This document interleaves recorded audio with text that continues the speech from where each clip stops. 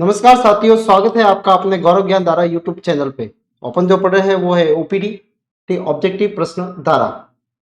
तो जो है लास्ट जो टॉपिक जो था वो अपना ये था धातु, अम्ल और सार के बारे में था। ठीक है, अम्ल सार और लवण के बारे में। आज जो है वो टॉपिक जो है वो धातु और अधातु के बारे में है, मेटल एंड नॉन मेटल। देखो, और एक होता है मेटेलॉइड जो कहलाता है उपधातु।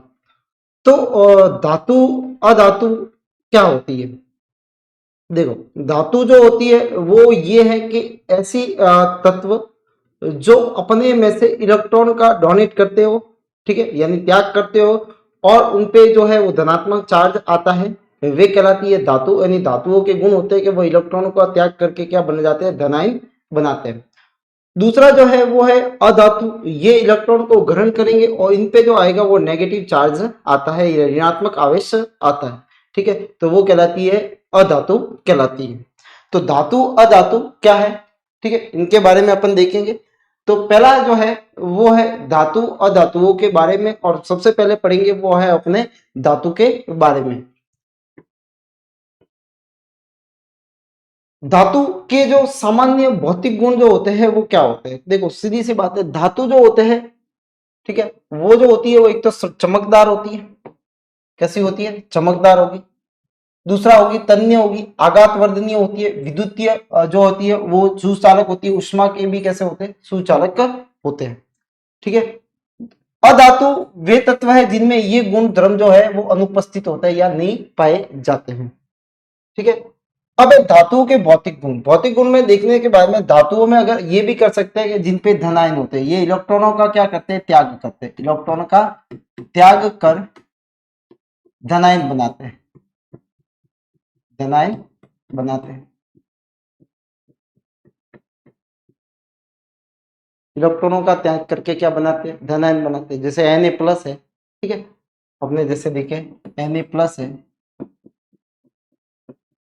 Fe प्लस 2 है, Fe प्लस 3 है, Cu प्लस है 2 है, ठीक है, कैल्शियम प्लस 2 है, मैग्नीशियम प्लस 2 है, ठीक है, एल्यूमिनियम प्लस 3 है। तो ये सारे जो है वो क्या है? धातुओं के अंदर आती है, जो क्या करेंगे? धनावेशित कण होते हैं, ठीक है, वो क्या कहलाते हैं? धातु है। पहली होती है धात्विक चमक होती है। इनमें क्या पाई जाती है? धात्विक भौतिक गुण जो है, यानी बाहर से अपने को क्या क्या चीजें इसके अंदर नजर आएगी, ठीक है, वो आते हैं भौतिक गुणों के अंदर। यानी इसमें पाई जाती है धात्विक चमक। क्या होती है धात्विक चमक? किसी शुद्ध जो धातु जो होती है, शुद्ध रूप से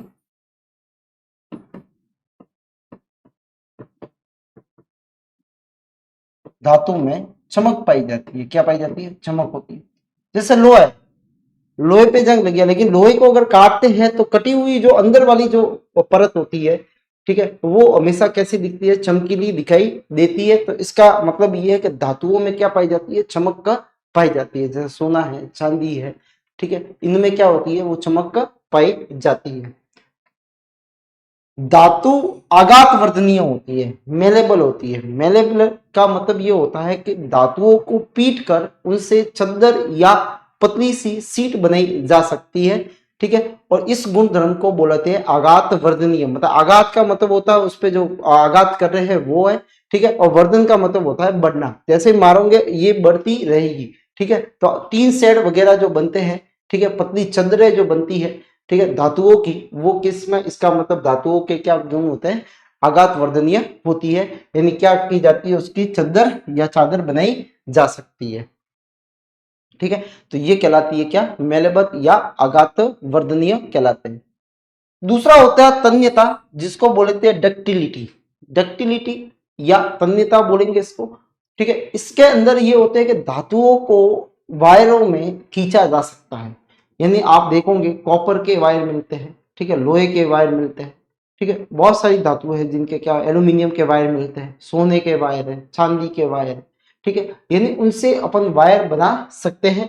अधातुओं में ये गुण नहीं होता है, ठीक है। लेकिन सोडियम और पोटेशियम जो है वो ऐसी धातु है, वो कैसी होती है? बहुत ही कोमल होती है, ठीक है, और जिनसे जो है अपन क्या कर सकते हैं? इनमें तार बनाने नहीं जा सकते, ठीक है, क्योंकि वो सॉफ्ट होती है बहुत, ठीक है। इनको अपन एक्सेप्शन में पढ़ेंगे।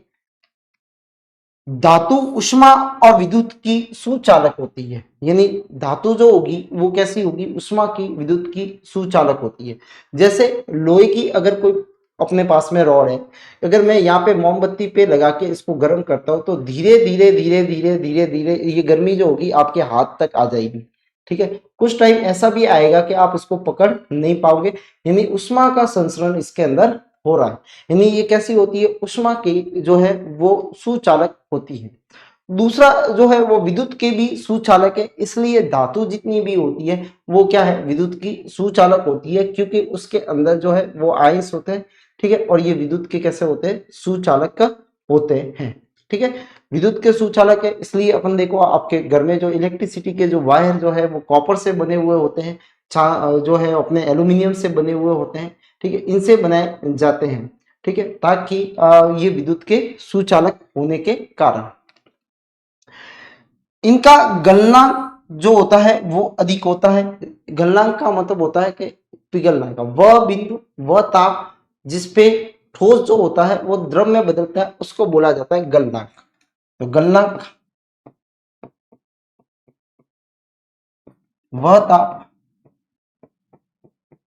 जिस पर ठोस द्रव में बदलता है, द्रव में बदलता है, यानी कोई भी ठोस जो होगा वो अगर द्रव में बदलता है तो वो उसका गलनांक कहलाता है। यानी इनका गलनांक उच्च होता है, यानी इसको पिघलाने के लिए अपने को ज्यादा मात्रा में क्या देनी पड़ेगी, ऊर्जा देनी पड़ेगी, ताप देना पड़ेगा, तब जाके वो क्या होंगे, पिघलेंगे। ठीक है, तो जैसे सिल्वर है, तांबा है, इनको अगर पिघालना है तो क्या करना पड़ेगा, इसको ताप ज्यादा देना पड़ेगा। फिर धान्विक, ध्वनिक या सोनोरस प्रॉपर्टी होती है। यानी सोनोरस का मतलब यह होगा कि इसमें ध्वनि उत्पादन करने की क्षमता पाई जाती है, यानी ये क्या कर सकते हैं, ध्वनि का उत्पादन कर सकते हैं। ठीक है, तो जितने भी जो ध्वनि उत्पादन जो यंत्र होते हैं वो उसमें हमेशा जो होते हैं वो लोहे की जैसे धातुओं को उपयोग में लिया जाता है। जैसे आप मंदिर में घंटी होती है तो वो भी धातु से बनी हुई होती है। ठीक है, तो धातु में क्या होती है, एक प्रॉपर्टी है सोनोरस की जो ध्वनि उत्पन्न करती है। तो धातु कठोर सतह से टकराने पे ध्वनि उत्पन्न करती है। तो ये धातु के सामान्य भौतिक गुण है। ठीक है, कि धातु में चमक पाई जाती है, धातु जो होती है उसके अंदर आघात वर्धनीय क्षमता पाई जाती है, धातु धातु के अंदर तन्यता पाई जाती है। ठीक है, उष्मा और विद्युत की ये सुचालक होती है, गलनांक जो होता है वो उसका उच्च होता है। ठीक है, और इसमें ध्वनि जो है वो सोनोरस का गुण पाया जाता है। ठीक है, यानी ध्वनिक जो है गुण पाया जाता है, यानी ध्वनि उत्पन्न कर सकते हैं। ठीक है, ये जो है वो भौतिक गुण इसके धातुओं के होते हैं।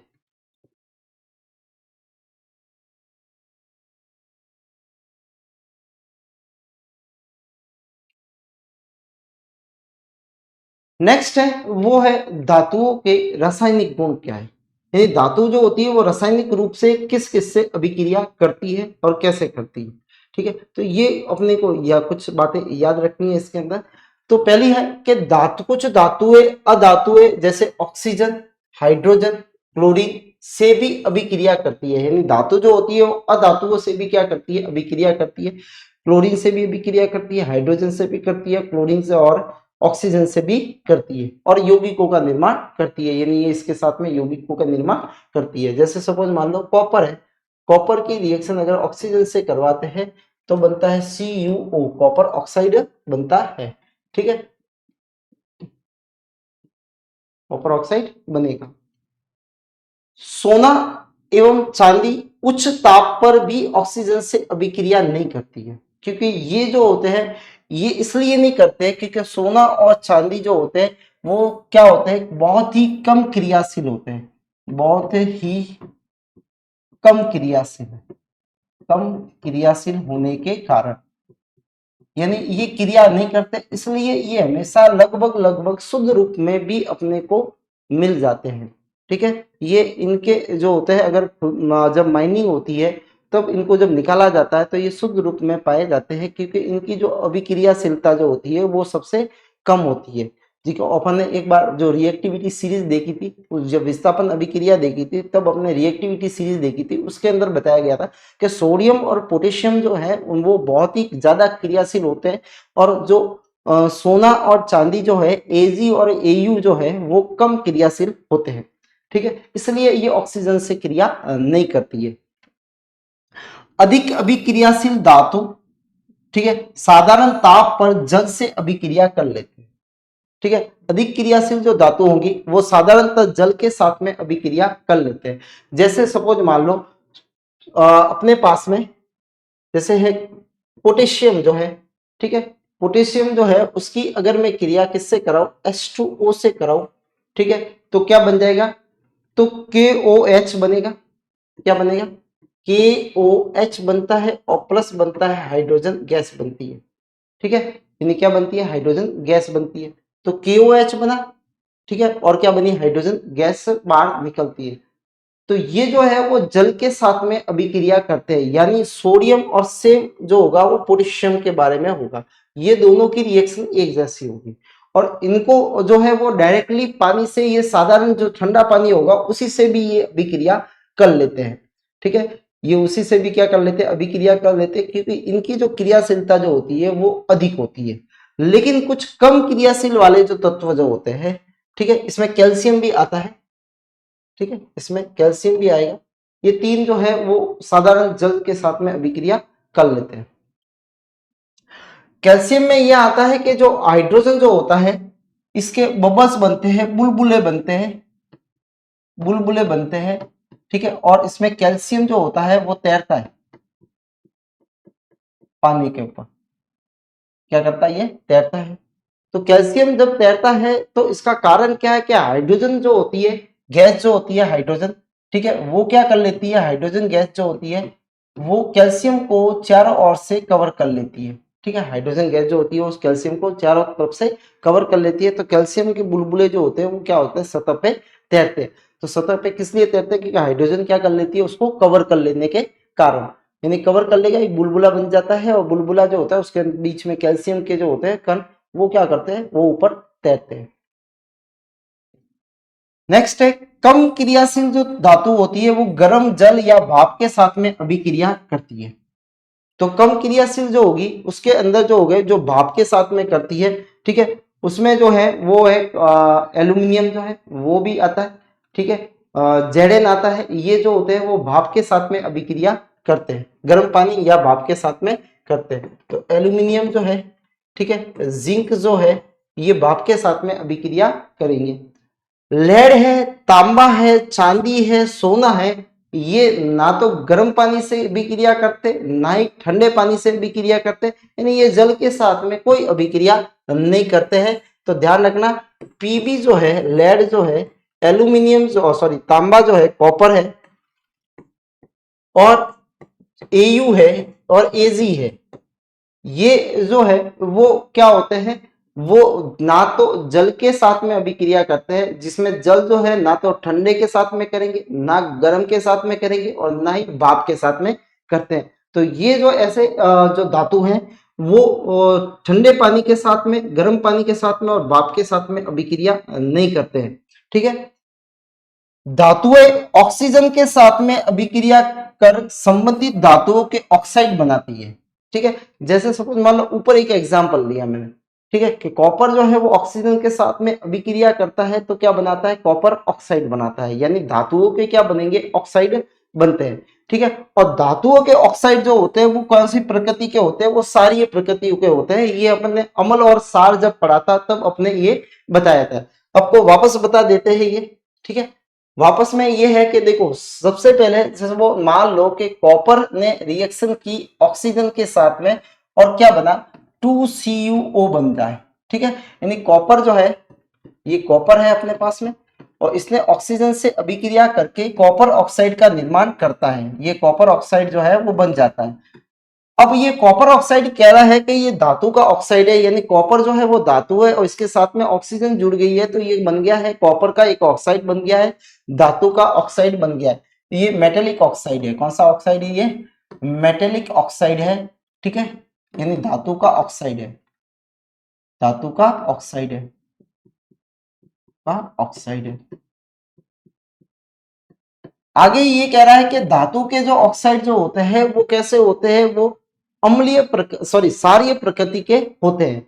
तो अब ये धातु का जो ऑक्साइड जो लिया है, अगर मैं इसको लेता हूं और इसकी जो है मैं HCl के साथ में करवा देता हूं, किसके साथ में अभिक्रिया करवा लेता हूं, HCl के साथ में, तब मेरे पास में एक प्रोडक्ट बनता है जो है CuCl2 प्लस H2O का निर्माण होता है। ठीक है, यानी CuCl2 जो है वो क्या है, यहाँ पे ये जो है वो लवण है, ये क्या है, लवण है, और ये जो है वो जल है, और लवण और जल जो है ये जो है अपने पास में अम्ल है, ये अम्ल है। ठीक है, और अम्ल जो है वो, तो इसका मतलब जब अम्ल की अपन ने एक अभिक्रिया पढ़ी थी अम्ल की, कि ये अभिक्रिया थी कि उदासीनीकरण अभिक्रिया के अंदर जब भी अम्ल किसी सार से अभिक्रिया करेगा तो हमेशा वो लवण एवं जल का निर्माण करता है। ठीक है, तो यहाँ पे इस रिएक्शन में HCl तो अम्ल है, ठीक है, लवण भी बन रहा है, जल भी बन रहा है, तो यहाँ पे जो कॉपर ऑक्साइड जो है वो यहाँ पे काम कर रहा है, किसका, सार का काम करता है, यानी ये जो है यहाँ पे सारक है, यानी बेस है। ठीक है, यहाँ पे ये बेस का कार्य करता है। ठीक है, यानी बेस का कार्य करता है, यानी ये जो सार जो है यहाँ पे अम्ल के साथ में अभिक्रिया करके क्या बनाते हैं, धातु के ऑक्साइड सॉरी लवण बनाते हैं, और प्लस क्या देते हैं, जल का निर्माण करते हैं। यानी कॉपर ऑक्साइड की प्रकृति जो होती है वो सारी होती है, तो अपन कह सकते हैं कि धातु के जो ऑक्साइड होते हैं, धातु के ऑक्साइड ऑक्साइड ऑक्साइड की प्रकृति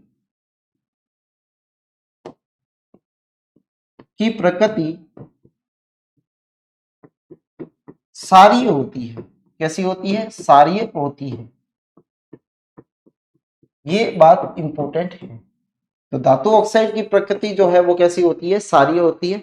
तो इसका कारण क्या है कि जब धातु ऑक्साइड की क्रिया अम्ल से करवाएंगे तो हमेशा क्या बनेगा, लवण एवं जल का निर्माण होता है। ठीक है, दूसरी चीज ये आ गया, धातु ऑक्साइड की जो प्रकृति होती है वो कैसी होती है, सारीय होती है, सारीय प्रकृति के धातु ऑक्साइड होते हैं। ठीक है, तो ये जो है वो मैंने आपको बताया कि जो अधिक क्रियाशील होते हैं वो जल के साथ में अभिक्रिया कर लेते हैं, भले जल ठंडा हो गर्म हो कैसे भी हो तो वो कर लेंगे, सोडियम और पोटेशियम और कैल्शियम। दूसरा मैंने बताया है कि जो कम क्रियाशील वाले तत्व जो होते हैं, जैसे जिंक है, एल्यूमिनियम है, ठीक है, ये जो होते हैं वो गर्म पानी के साथ में या भाप के साथ में ही अभिक्रिया करेंगे, ये ठंडे पानी के साथ में अभिक्रिया नहीं करते। लेड है, तांबा है, पीबी है, सीयू है, एजी है, एयू है, ये जो है गोल्ड और सिल्वर, कॉपर और लेड, ये जो होते हैं ना तो ठंडे पानी के साथ में अभिक्रिया करते हैं, ना ही गर्म पानी के साथ में अभिक्रिया करते हैं। धातु जब ऑक्सीजन के साथ में अभिक्रिया करती है तो बनाती है धातु का ऑक्साइड बनाती है, और धातु का ऑक्साइड की प्रकृति जो होती है वो कैसी होती है, सारी होती है, जो मैंने आपको बताई है। ठीक है,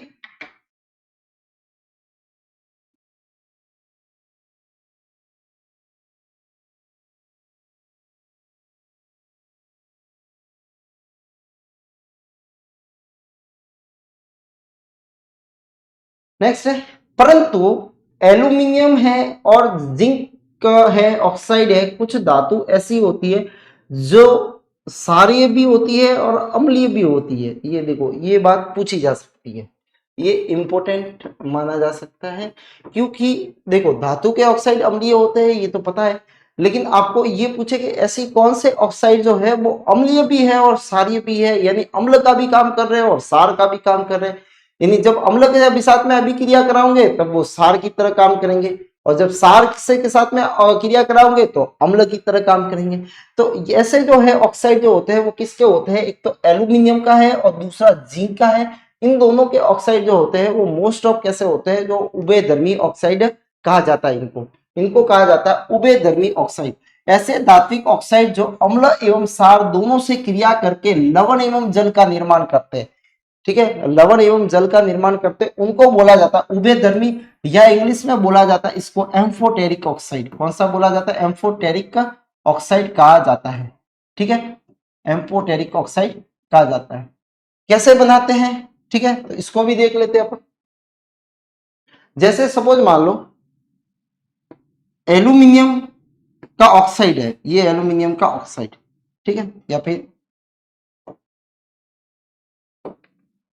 देख एल्यूमिनियम ने रिएक्शन करते हैं ऑक्सीजन के साथ में तो बनता है Al2O3 बनता है। ठीक है, अब यहाँ पे जो है बैलेंस करेंगे अपन, तो बैलेंस देखो यहाँ पे 3 है, तो 3 करने के लिए इसको अपन करेंगे यहाँ पे ये।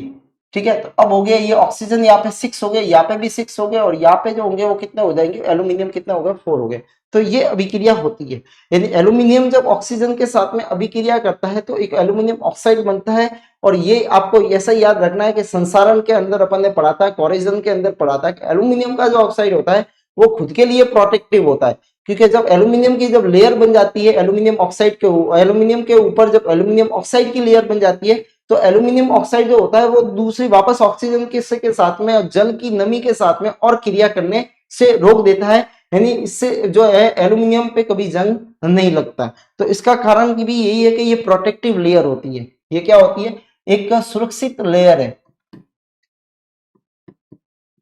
एल्यूमिनियम के ऊपर एक सुरक्षित परत है जो इसे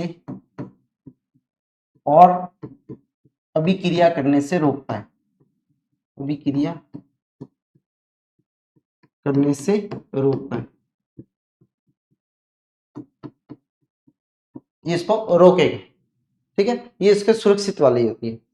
अब ये एल्यूमिनियम ऑक्साइड जो है ये मैंने कहा कि ये अम्ल की तरह भी होता है, सार की तरह भी होता है। तो सबसे पहले लेते हैं अपन जैसे एल्यूमिनियम का ऑक्साइड लेते हैं, ये इसकी रिएक्शन मैं अगर HCl के साथ में करवाता हूं, किसके साथ में करवाता हूं, HCl के साथ में करवाता हूं, तो ये अपने क्या है, धातु का ऑक्साइड हो गया, धातु ऑक्साइड हो गया। ठीक है, और ये अपने पास में क्या हो गया, अम्ल हो गया। अब यहाँ पे क्या है कि इसको यहां से तोड़ेंगे अपन, तो क्या बनेगा, एक तो बनेगा अपने पास में एल्यूमिनियम क्लोराइड बनेगा, तो ये एल्यूमिनियम क्लोराइड हो गया। ठीक है, 3 आएगा क्योंकि एल्यूमिनियम, ये जो 3 है वो इसके हैं, ये 2 जो है वो इसके है, तो एल्यूमिनियम के 3 है, तो 3 हमेशा जो भी पास में आएगा उसके नीचे 3 जाएंगे। ठीक है, ऑक्सीजन जो होगा उसके नीचे सामने वाले के 2 जाएंगे, और क्या बन जाएगा, H2O बन जाता है। क्या बन जाता है यहाँ पे, H2O। अब इसको बैलेंस करना है, यहाँ पे 2 कर दिया, सॉरी यहाँ पे 2। ठीक है, तो यहाँ पे ऑक्सीजन जो है वो इसको क्या करेंगे अपन, बैलेंस कर सकते हैं। ठीक है, तो ये 2 कर दिया, यहाँ पे भी अपन क्या करेंगे इसको,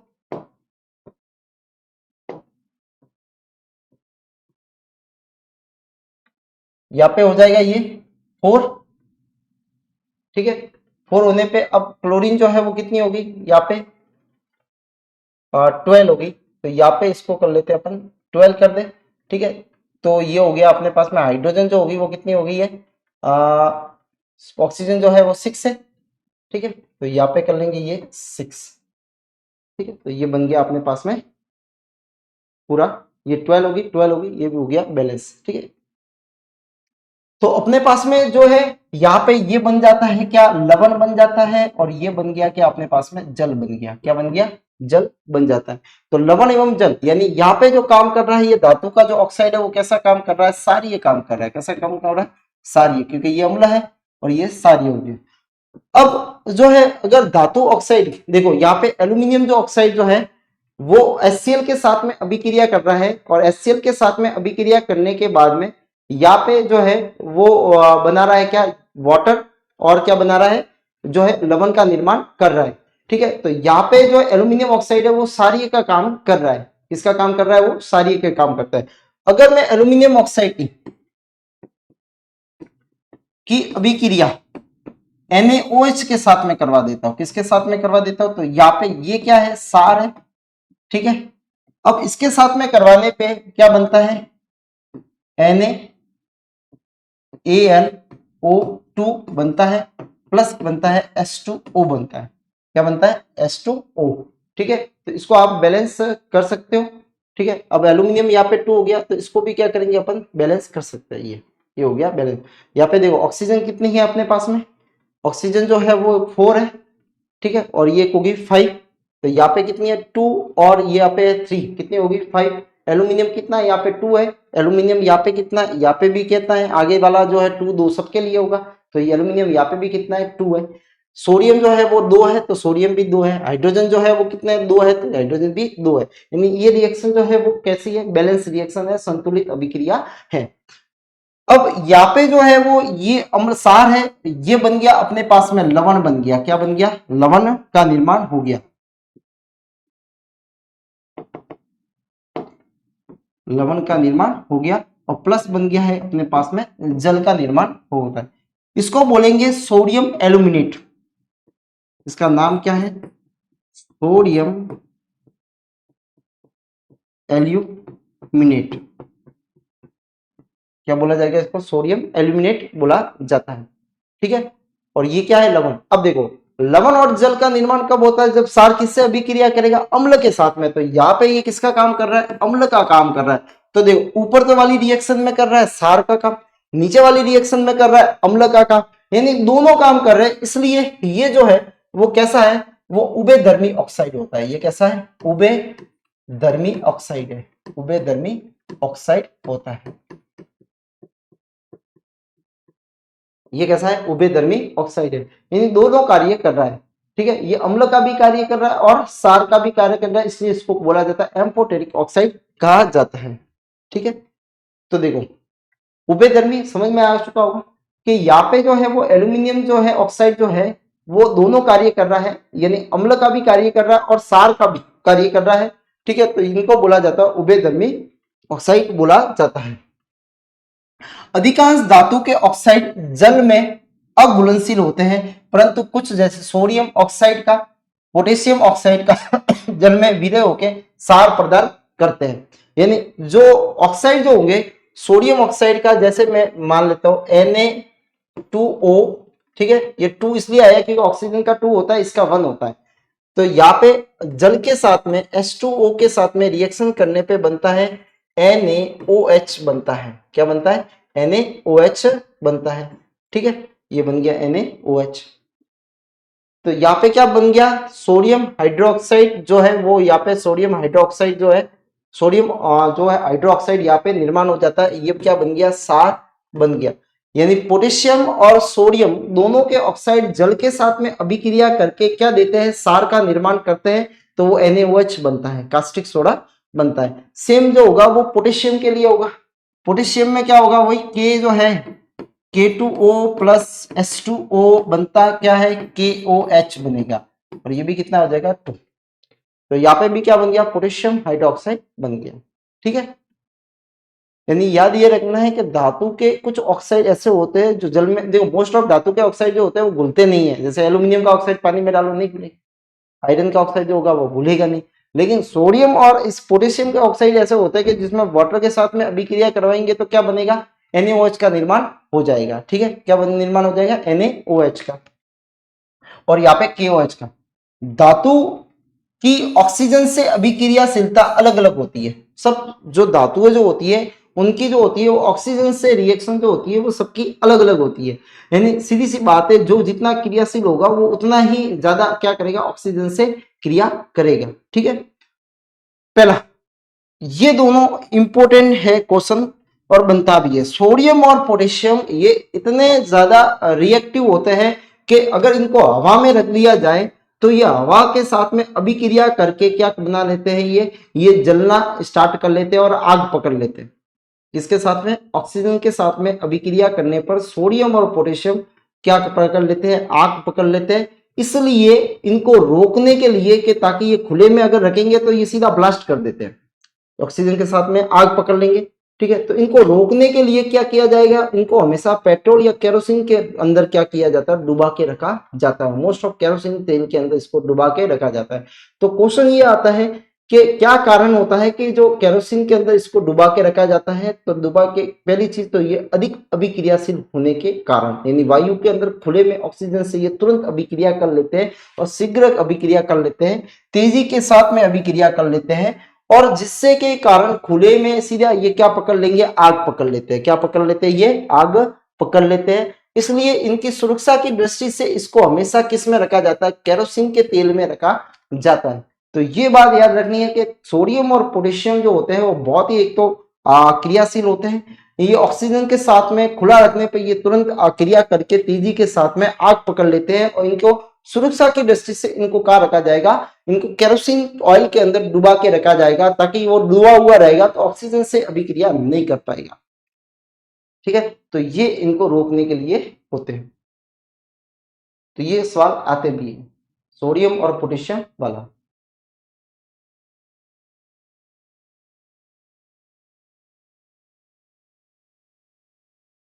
ये है उभयधर्मी ऑक्साइड।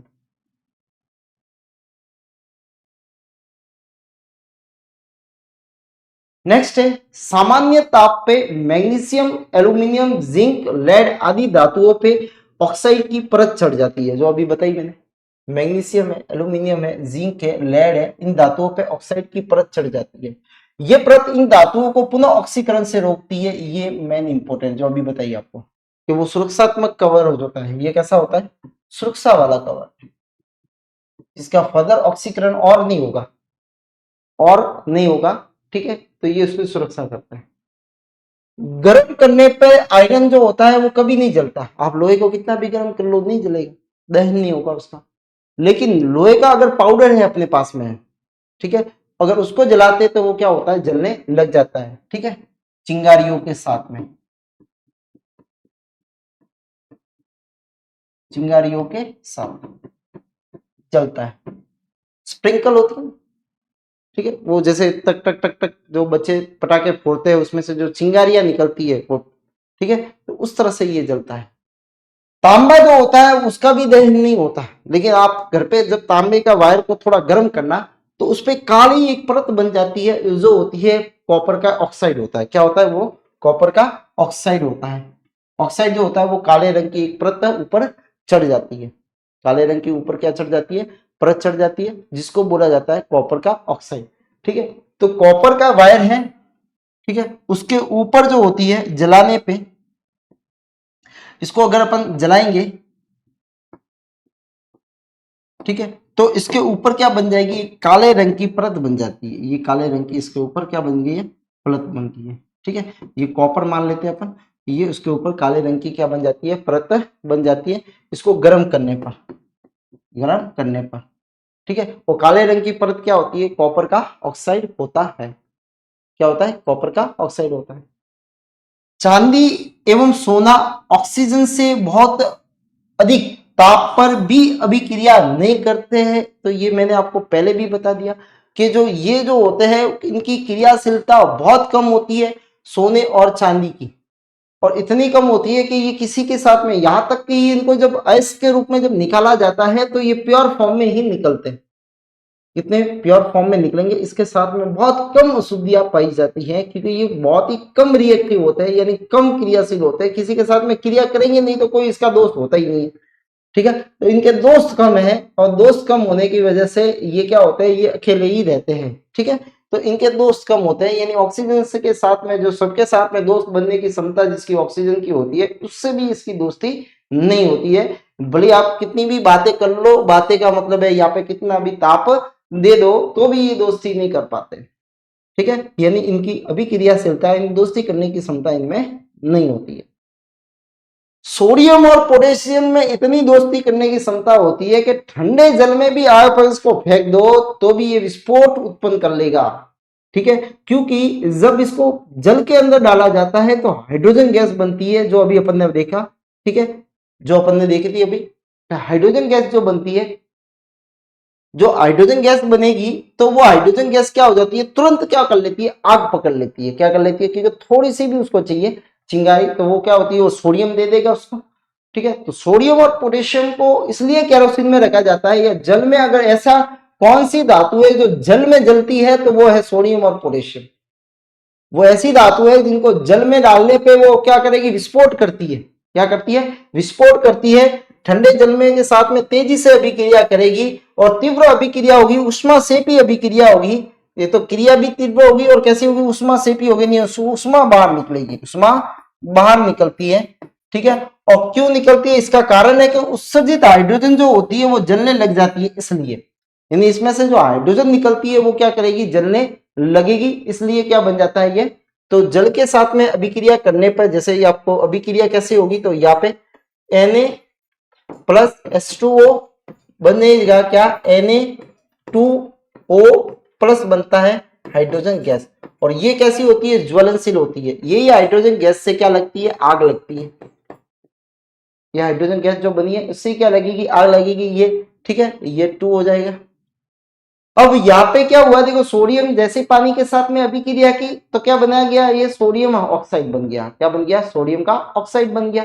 और साथ में क्या निकली, हाइड्रोजन गैस। लेकिन आग जो पकड़ता है वो किसके कारण है, क्योंकि ये उष्मा सेप ही है, साथ साथ में ये उष्मा को भी बाहर निकालेगी। और वही उष्मा जब हाइड्रोजन गैस बाहर निकली उसके साथ में अभिक्रिया करके आग बना देती है, तो ये आग में जलने लग जाती है। ठीक है, तो ये कारण होता है कि पोटेशियम और सोडियम को जल में भी नहीं रखा जाएगा, यानी जल में डालते ही ऐसी धातु को, देखो धातु ऐसी है जो पानी में भी जलती है, तो वो होती है सोडियम और पोटेशियम, आग पकड़ लेती है।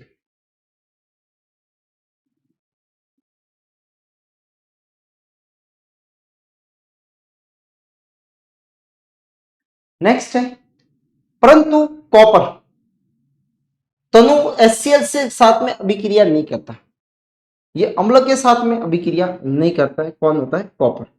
ठीक है, नाइट्रिक अम्ल HNO3, ध्यान रखना, HNO3 प्रबल ऑक्सीकारक होता है। देखो सामान्यतः ये होता है कि धातु प्लस अम्ल बनता है लवण, प्लस निकलती है हाइड्रोजन गैस। क्या बनता है, धातु की अम्ल के साथ में अभिक्रिया जो होगी उसमें लवण एवं हाइड्रोजन गैस बनेगी। ठीक है, कैसे, तो देख लो एक एग्जांपल, जैसे सपोज मान लो HCl ही ले लेते और या ले लेते अपन जिंक ले लेते हैं, तो क्या बन जाएगा, ZnCl बन जाएगा। ठीक है, और प्लस क्या बन जाएगा, ये अपने पास में Cl2 बनेगा और हाइड्रोजन गैस बाहर निकलेगी। ठीक है, तो ये जो है वो अम्ल और क्षार के साथ में अभिक्रिया, सॉरी अम्ल के साथ की है, वो है धातु के साथ में अभिक्रिया करने पर ये उत्पाद बनता है। लेकिन ये जो बात है वो इसकी इंपॉर्टेंट है, क्या, ये बात ये है कि जब नाइट्रिक अम्ल HNO3 प्रबल ऑक्सीकारक होता है, यानी अगर किसी अम्ल की यानी HNO3 की अभिक्रिया किसी धातु के साथ में करवाते तो हाइड्रोजन गैस नहीं बनती है। क्वेश्चन ये क्यों नहीं बनती है, इसका कारण क्या है। ठीक है, तो हाइड्रोजन गैस नहीं बनती है, हाइड्रोजन गैस नहीं बनती है, हाइड्रोजन गैस नहीं बनती है, नहीं बनती है। अब इसका क्या कारण है, हाइड्रोजन गैस ये नहीं देता है। ठीक है, नहीं देने का कारण ये होगा कि देखो ये प्रबल ऑक्सीकारक होता है। क्या होता है, प्रबल ऑक्सीकारक होता है। और ऑक्सीकारक होने के कारण क्या होगा, ये खुद जो होता है वो NO2 या N2O के अंदर चेंज हो जाता है। किसके अंदर चेंज हो जाता है, ये NO2 या N2O के अंदर ये चेंज हो जाता है। और दूसरी चीज, जो हाइड्रोजन निकल रही है वो ऑक्सीजन के साथ में अभिक्रिया कर उसको जल में बदल देता है, तो उसकी बात भी खत्म हो गई। ठीक है, यानी हाइड्रोजन जो बनी है उसको खुद ऑक्सीकृत करता है, क्योंकि ऑक्सीकारक है, यानी ये क्या करेगा, इसका खुद का क्या होगा, इस खुद का अपचयन होगा, स्वयं का क्या होगा, इसका अपचयन होगा, स्वयं का अपचयन होगा। मैंने आपको पहले भी बताया था कि जो पदार्थ का ऑक्सीकरण हो रहा है वो क्या होगा, वो खुद ऑक्सीकारक, सॉरी जिस पदार्थ का अपचयन होता है वो खुद क्या होता है, ऑक्सीकारक होता है, और जिसका ऑक्सीकारक होता है वो अपचायक होता है। तो यहाँ पे ये क्या है, ऑक्सीकारक है, तो इसका खुद का क्या होगा, अपचयन होगा, यानी ये किसी को ऑक्सीकरण करवाने में मदद करेगा, यानी ऑक्सीजन देने में मदद करेगा। तो ये किसको ऑक्सीजन दे देता है, हाइड्रोजन को। अब हाइड्रोजन के पास में जब ऑक्सीजन आ जाएगी तो क्या बन जाएगा, जल बन जाएगा। ठीक है, तो ये क्या करता है, जल बन जाए। अब हाइड्रोजन का खुद को जल बन गया तो हाइड्रोजन बाहर आएगी कैसे, तो हाइड्रोजन इसमें अंदर बाहर नहीं आती है, ये सवाल आता है।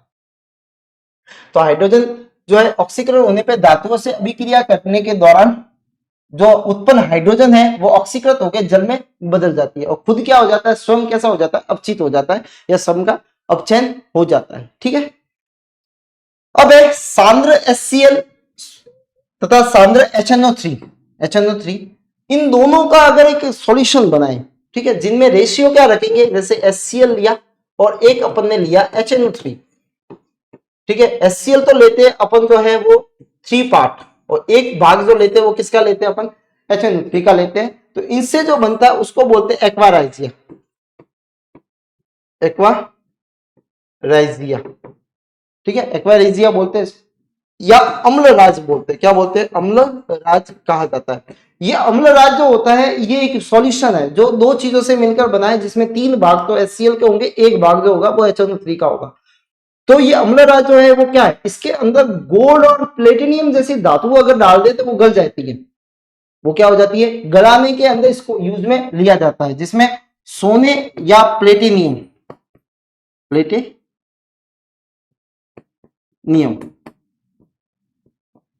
ठीक है। प्लेटिनियम जो है उसमें भी क्या है, ये धातु जो होती है या प्लेटिनियम सोना को गलाने में क्या होता है, ये सक्षम होते हैं। यानी इसके अंदर सोना या प्लेटिनियम डाल दो तो वो क्या हो जाएगा? गल जाएगा। क्या हो जाएगा? गल जाएगा। तो ये होते हैं।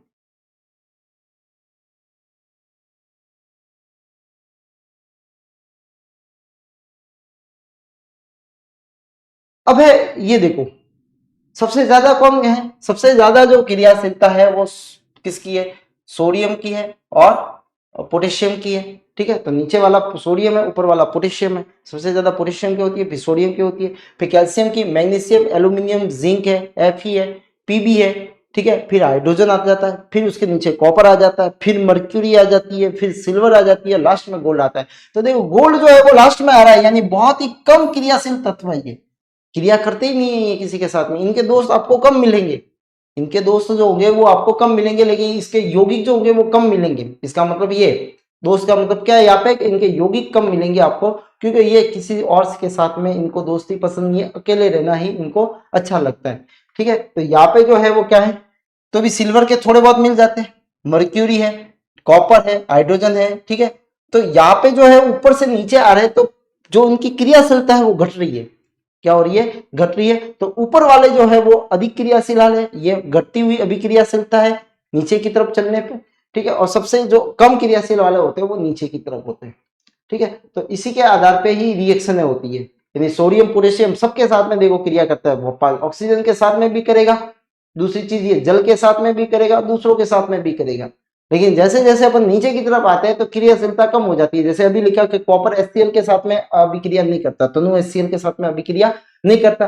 ठीक है, क्योंकि इनकी क्रियाशीलता कम होती है। तो जब जैसे जैसे नीचे आते हैं तो आप इसको थोड़ा सा याद कर लोगे तो आपको बहुत सारी चीजें समझ में आ जाएगी कि कौन किससे अभिक्रिया कर लेता है। ठीक है, तो ये है क्रियाशीलता सक्रियता श्रेणी है, जिसमें आपको बताई गई है कि कौन से तत्व जो होते हैं वो ज्यादा क्रियाशील होते हैं, कौन से जो होते हैं वो कम क्रियाशील होते हैं। ये इनकी एक सीरीज है। ठीक है, तो ये सीरीज अपने को याद थोड़ी रखनी है।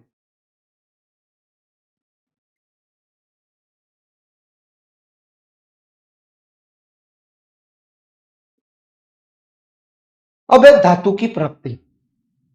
धातु मिलती कैसे? ठीक है, तो देखो धातु जो है वो कैसे मिलती है, तो धातु पहली बात माइनिंग से आती है, जमीन में से खोद के धातुओं को निकाला जाता है। अच्छा, धातु जब निकालते हैं तो क्या प्योर धातु, जैसे आयरन निकाले तो आयरन मिल जाएगी, कॉपर निकाला तो खोद के कॉपर मिल जाएगा। ठीक है, सोना निकाल रहे तो सोना जरूर मिल सकता है, लेकिन कॉपर है, तांबा है, ठीक है, और जैसे सपोज मान लो ये लोहा है, एल्यूमिनियम है, दूसरी बहुत सारी धातुएं हैं, इनको अगर अगर अपन खनन करके निकालते हैं तो ये क्या होता है कि ये कभी भी शुद्ध रूप में अपने को नहीं मिलती है। क्योंकि अभी अपन ने देखा कि ये क्रियाशीलता होती है, तो ये किसी ना किसी अशुद्धियों के साथ में घिरी हुई रहेगी। तो अशुद्धियों के साथ में जब घिरी हुई रहती है तो उसको बोला जाता है ओर। तो ओर के अंदर क्या है, तो ओर के अंदर धातु है, और धातु के पास में क्या है, दूसरी सब अशुद्धियां है। क्या होती है? अशुद्धियां होती है, अशुद्धियां होती है। ठीक है, इम्प्योरिटीज होती है। तो अयस्क क्या होता है? अयस्क का मतलब ये होता है, पहले मैं धातु क्रम को, ये पहले अयस्क को बता रहा हूँ। अयस्क वो है जिनको खोद के निकाला जाता है, ठीक है, और उसके अंदर धातु की मात्रा ज्यादा होती है, और उस अयस्क में से या उस पदार्थ में से अब विभिन्न क्रियाओं के द्वारा क्या किया जाता है, उसमें से धातु को अलग किया जाता है, या शुद्ध धातु को अलग किया जाता है, और इम्प्योरिटी जो अशुद्धियां होती है उसमें से हटाई जाती है। तो इसमें से क्या करेंगे, तो जो है वो धातु को अलग करेंगे और प्लस करेंगे साथ में अशुद्धियों को, अशुद्धियों को भी क्या करेंगे अपन, अलग करेंगे। ठीक है, तो इससे जिससे ये मिलता है धातु, वो कहलाती है क्या, अयस्क मिलता है। तो अपन जब खोदेंगे तो अपने को क्या मिलता है, अयस्क मिलता है, धातु नहीं मिलती। ठीक है, क्या होता है, वो अयस्क होता है। किसी भी खनिज पदार्थ का कोई विशेष धातु पर्याप्त मात्रा में हो, उस कुछ भी खनिज पदार्थ है उसमें पर्याप्त मात्रा में क्या हो, धातु हो, जिसे निष्कर्षित करना लाभकारी होता है। यानी जो अगर निकालते हैं, अगर सपोज मान लो मैं लोहा निकाल रहा हूं और लोहा निकालने के अंदर जो खर्चा जो आया वो 60 रुपए का आया, ठीक है, और वही लोहा अगर जो है वो 150 रुपए में बिक रहा है, ठीक है, तो वो लाभकारी है, और लाभकारी है जैसे तो वो क्या कहलाएगा, अयस्क कहलाएगा, लाभकारी होना चाहिए, ठीक है। अगर सपोज मान लो किसी धातु को निकालने में खर्चा 60 रुपए आया और मार्केट में उसकी प्राइस जो है 50 रुपए ही है, तो 10 रुपए का घाटा है, तो वो लाभकारी नहीं है, तो वो अयस्क नहीं है। उस खनिज को अयस्क कहते हैं। उस खनिज को क्या कहेंगे अपन, अयस्क कहेंगे। धातु क्रम क्या है कि भाई अयस्क में से किस प्रकार से अपन जो है वो रासायनिक क्रियाओं के द्वारा इस धातु को अलग करने की जो अलग अलग स्टेप बाय स्टेप जो विधियां होती है उनको बोला जाता है क्या, धातु का जो है वो क्या बोला जाता है, धातु क्रम बोला जाता है। क्या बोला जाता है उसको, धातु क्रम बोला जाता है। यानी अयस्कों से, जो नीचे वाला जो अयस्कों से धातु का उत्पादन जिसमें भौतिक और रासायनिक प्रक्रिया द्वारा किया जाता है, यानी धातु को क्या किया जाता है, उसमें उत्पादन किया जाता है, यानी धातु को बाहर निकाला जाता है, ठीक है। सोना, चांदी, प्लेटिनियम, तांबा प्रकृति में स्वतंत्र रूप से पाए जाते हैं क्योंकि इनकी क्रियाशीलता क्या होती है, कम होती है। कारण क्या है, इनकी क्रियाशीलता कम है, क्रियाशीलता कम है, इसलिए ये कैसे होते हैं, शुद्ध रूप में मिल जाते हैं। अब एक खनिज क्या है, भूपट्टी पर प्राकृतिक रूप से पाए जाने वाले तत्व या यौगिक को क्या बोलते हैं अपन, खनिज बोलते हैं, मिनरल्स बोलते हैं। क्या बोलते हैं, खनिज या मिनरल्स बोलते हैं, ठीक है। तो अयस्क क्या है, अयस्क के अंदर जिसमें धातु के साथ में पर्याप्त मात्रा होती है, ऐसा खनिज जिसमें धातु की पर्याप्त मात्रा होती है वो अयस्क कहलाता है, जिसमें लाभकारी होना चाहिए। दूसरा है अयस्कों से धातु का उत्पादन जो करते हैं, यानी अयस्क से जब धातु निकाली जाती है उसमें कई सारे भौतिक एवं रासायनिक जो प्रक्रिया द्वारा किया जाता है, इसी विधि को क्या बोला जाता है, धातु क्रम या मेटालुग्री बोला जाता है।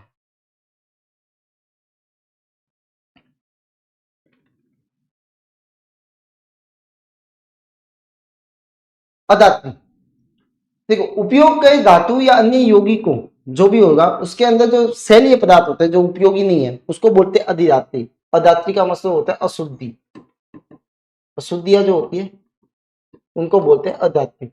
उपयोग धातु के अथवा उनके यौगिकों के साथ में बड़ी मात्रा में शैलीय पदार्थ पाए जाते हैं, यानी शैलीय पदार्थ जो होते हैं वो अशुद्ध पदार्थ होते हैं, वो पाए जाते हैं, उनको बोलते हैं अदात्री बोलते हैं। क्या बोलते हैं, अदात्री। प्रगलन, पिघालना, स्मेल्टिंग, अयस्क को उसके द्रव्यांक से अधिक ताप पर या किसी शुद्रक, शुद्रक का मतलब कोई उसके साथ में मिला के ताकि उसमें अशुद्धियां अलग हो जाए, के साथ में मिश्रित करते हैं। शुद्रक को क्या होता है, इसके आप भी आ जाएगी, मिश्रित करके अधिक ताप पर गर्म करने की प्रक्रिया को परगलन कहते हैं। परगलन का मतलब होता है गलाना, ठीक है। अधिक ताप पे क्या करेंगे, द्रव्यांक पे उसके जो द्रव में बदलेगा, ठीक है, तो उसको क्या किया जाता है, अगर सपोज मान लो कुछ क्या डाली जाती है, कुछ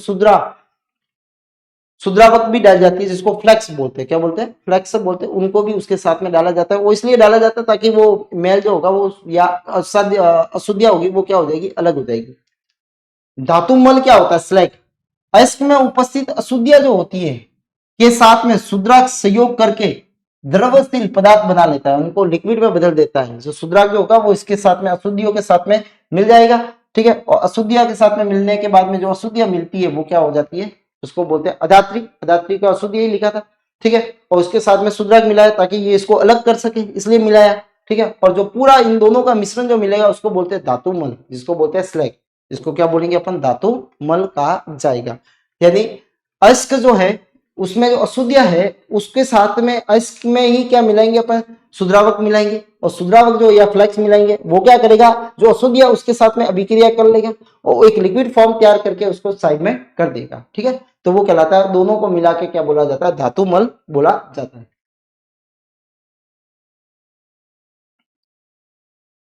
अब शुद्रावक क्या है, देखो आगे, परगलन की प्रक्रिया में अयस्क में कुछ ऐसे पदार्थ का संयोजन कराना जिससे अयस्क में उपस्थित अद्रवशील, जो द्रवशील नहीं है, ठीक है, पदार्थ रासायनिक प्रक्रिया द्वारा द्वारा कैसे हो जाते हैं, द्रवशील हो जाते हैं, यानी फ्यूजेबल हो जाते हैं, ठीक है। इसको शुद्रावक बोलते हैं, यानी फ्लेक्स बोलते हैं, यानी उसको द्रव में बदलने की प्रक्रिया को क्या बोलेंगे अपन, शुद्रावक का कहा जाता है, ठीक है। एक होता है निस्तापन और एक होता है भर्जन, ये कई बार पूछे जाते हैं। निस्तापन का मतलब क्या होता है, कैल्सिनेशन हो जाता है। भर्जन का मतलब होता है इसको रोस्टिंग कहा जाता है। अब देखो याद क्या रखना है कि ये किसके लिए उपयोग में होता है, तो ये कार्बोनेट, ये तो विधि है, ये क्या है, विधिया है, ये विधि है। और इस विधि का उपयोग जो होता है वो किसके लिए किया जाता है, जिसमें कार्बोनेट की अशुद्धियां पाई जाती है। किसकी? कार्बोनेट की अशुद्धियां पाई जाती है, यानी CO3 की अशुद्धियां पाई जाएगी, कार्बोनेट की अशुद्धियां पाई जाएगी, उनके लिए किया जाता है। कैसे करते हैं? क्योंकि ऑक्सीजन ऑलरेडी है इसके पास में, तो इनको डायरेक्टली उस ओर को गर्म किया जाएगा। क्या किया जाएगा? उसको गर्म किया जाएगा।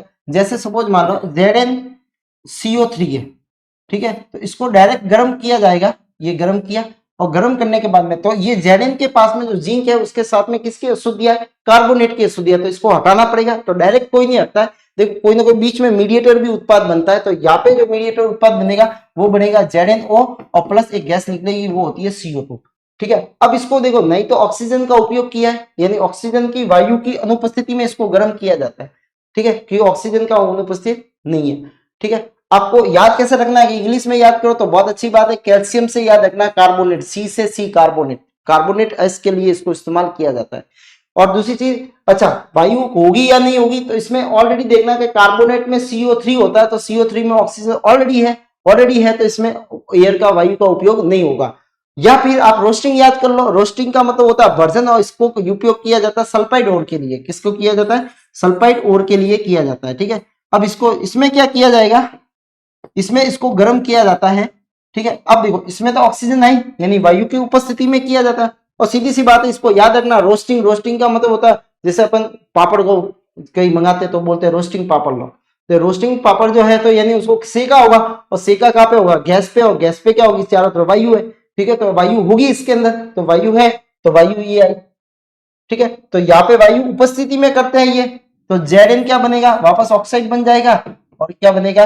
SO2 बन जाएगा। तो ये हो गया अलग, इसमें ये हो गया अलग, और अब दोनों का प्रोडक्ट देख लो, सेम है। ठीक है, तो कार्बोनेट और होगा तो ये विधि इस्तेमाल करेंगे, और सल्फाइड और होगा तो रोस्टिंग करेंगे। तो सी से याद रखना है कार्बोनेट, वायु की उपस्थिति में। ठीक है, रोस्टिंग में याद रखना है कि वो वायु होगी इसके अंदर, तो वायु है, और किसके लिए? तो सल्फाइड के लिए। जिसमें सल्फाइड की अशुद्धियां होती है वो सल्फाइड के ओर कहलाते हैं, जिसमें कार्बोनेट की अशुद्धियां होती है वो कार्बोनेट और या एस कहलाते हैं। ठीक है, तो ये कार्बोनेट एस के लिए उपयोग में होती है, और ये सल्फाइड एस के लिए उपयोग में होती है। फिर इनका, फिर इनको वापस शुद्ध कैसे किया जाएगा? तो इनके लिए क्या करेंगे? एक प्रबल ऑक्सीकारक को उपयोग में लेंगे। ठीक है, तो देखो ZnO प्लस सी, कार्बन को यूज में ले लेते हैं। ठीक है, और कार्बन यूज करेंगे तो Zn प्योर बन जाएगा, और CO बाहर निकल जाएगा। ठीक है, तो ये क्या होते हैं? खुद का क्या होता है? ये अपचायक होते हैं। क्या है? अपचायक है, अपचायक है, अपचायक है। ठीक है, अपचायक है, और ये जो हो रहा है वो क्या है? इसका खुद का क्या हो रहा है? ऑक्सीकरण हो रहा है। इसका खुद का क्या हो रहा है? ऑक्सीकरण हो रहा है। तो ये खुद का ऑक्सीकरण हो रहा है, तो यहां से ये बन गया सीधा ये आगे ये जो होता है धातु का शुद्धिकरण जो होता है, मेटालुगरी जो अपन ने पता, धातु जो कर्म पढ़ा, धातु क्रम के अंदर ये और प्रोसेस, पहले ये करेंगे, फिर ये बनने के बाद में फिर ये करेंगे। ठीक है, तो इस तरह से धातुओं को अलग किया जाता है।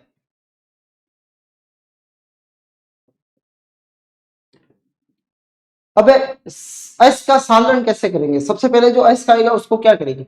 तो अयस्क के अदात्री में, मैट्रिक्स में देखो धूल के कण वगैरह सब होंगे, तो उनको किस प्रकार से अलग करेंगे? तो मैट्रिक्स को पृथक करने के लिए प्रक्रिया में अयस्क का सांद्रण करेंगे। मैट्रिक्स का मतलब होता है यहाँ पे अशुद्धियां, क्या है? यहाँ पे अशुद्धियों को क्या करेंगे? अपन अलग करेंगे, तो वो क्या कहलाता है? अयस्क का सांद्रण कहलाता है। ठीक है, हाथ से छून के कर लेंगे, अगर कोई अशुद्धि आपको बाहर से निकल रही है तो उसको करेंगे। गुरुत्वीय पृथक्करण में करेंगे। ठीक है, हल्की अशुद्धियां है, पहले उसको चूर्ण बनाया जाता है, फिर हल्की अशुद्धियां जो होगी उसमें हवा के द्वारा उसको बाहर चला दिया जाएगा। ठीक है, तो ये होगा। फैन, ये भी सल्फाइड ओर के लिए किया जाता है। इसके लिए किया जाता है सल्फाइड अयस्क के लिए, सल्फाइड अयस्क के लिए किया जाता है। फैन, इसमें झाग बनते हैं। क्या मतलब? फैन विधि का मतलब होता है इसमें झाग पलवन विधि भी बोलते हैं, झाग पलवन विधि भी कहा जाता है। ठीक है, तो ये क्या हो गए? अयस्क जो होंगे वो झाग के साथ में कहा जाता है, ऊपर आ जाता है, और अदात्री जो रहती है वो नीचे रह जाती है इसके अंदर। फिर होता है चुंबकीय बंधन, और सपोज मान लो कोई लोहे जैसी है, तो ऐसे इस तरह से लगे हुए रहते हैं। ठीक है, और पट्टा घूमता है, अयस्क को यहाँ पे डाला जाता है, यहाँ पे अयस्क डाला जाता है ये पूरा चुंबक होता है। ये कैसा होता है? यहाँ पे चुंबक होता है, तो चुंबक से द्वारा जो भी आएगा, अब देखो यहाँ चुंबक जो नहीं है वो तो यहाँ पे गिर जाएंगे, अचुंबकीय। अचुंबकीय जो होंगे वो तो यहाँ पे गिर जाएंगे, और चुंबकीय होंगे वो कहाँ पे गिरेंगे, यहाँ पे गिरेंगे नीचे की तरफ। तो इस तरह से इनको अलग किया जाता है। तो यहाँ पे चला, या तो चिपका हुआ रहेगा यहाँ पे, तो जो चिपका हुआ रहेगा वो तो कौन सा होगा, चुंबक वाला, तो चुंबकीय में या करें। नीलाक्षण में इसको धोया जाता है, ठीक है। तो लास्ट जो होती है वो नीलाक्षण। अधिक घनत्व वाले अयस्कों का सांद्रण गुरुत्वीय, जो घनत्व जो भारी वाले होते हैं, ठीक है, तो भारी वाले में होंगे तो इनको फिर इस तरह से ऐसे पैनल बने हुए रहते हैं, यहाँ पे चूर्ण होता है, यहाँ पे डाले जाते हैं, बार फवारे डाले जाते हैं, तो भी ये क्या हो जाते हैं, धीरे धीरे अलग हो जाते हैं। जो भारी होंगे वो वही बैठ जाएंगे, हल्की होगी जो अलग हो जाएगी। सल्फाइड अयस्कों के लिए फैन उत्पादन वाली, ठीक है, और चुंबकीय है तो चुंबकीय सांद्रण किया जाएगा। अगर कोई लोहे जैसी कोई अशुद्धि है जो चुंबक की तरह व्यवहार करती है, तो उनके लिए चुंबकीय पृथक्करण। भारी है, ठीक है, तो उनको गुरुत्वीय पृथक्करण द्वारा। सल्फाइड है तो उसको फैन उत्पादन या जाग पलटन विधि द्वारा अलग किया जाता है।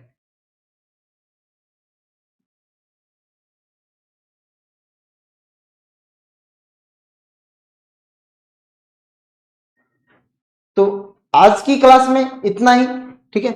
मिलते हैं अपन अगली क्लास के अंदर, ठीक है। तब तक के लिए धन्यवाद। आपका दिन शुभ हो।